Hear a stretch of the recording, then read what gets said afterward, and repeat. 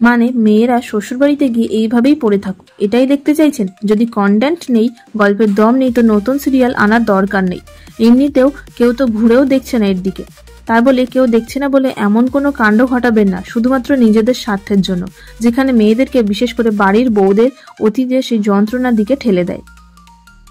কিন্তু আপনারা এটাই করছেন, এটার মাধ্যমে সমাজকে আবারও সেই ব্যাকফুটে ঠেলে দিচ্ছেন। সত্যিই জানি না এগুলো আসে কার মাথা থেকে, আর তার মানসিক অবস্থাটা ঠিক কী রকম। শুধু তাই নয়, পরিচালক বা প্রডিউসার আছে যারা, তাদেরই বা মানসিকতাটা ঠিক কী রকম।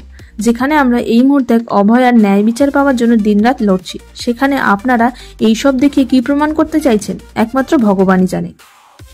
আরে এই গল্পটা তো আজ থেকে 20-30 বছর আগেকার না, গল্পটা এই যুগের। তাহলে এই যুগের গল্প হয়েও এইসব আদিকালের রীতি নিয়ম দেখানো হবেটাই বা কেন? বাকি আমার আর কিছু বলার নেই। এবার যা বলার তোমরাই বলবে, তোমরাই বলো তোমাদের কি বক্তব্য এই বিষয়ে। জানিয়ে রাখি, এই সিরিয়ালটার নাম হচ্ছে কাজল নদীর জলে, এবং এটা সম্প্রচারিত হয় সোম থেকে শনি দুপুর 2টোয় শুধুমাত্র জি বাংলায়। এরকম সমস্ত আপডেট সবার আগে পেতে অবশ্যই আমাদের চ্যানেলটি সাবস্ক্রাইব করে নিও।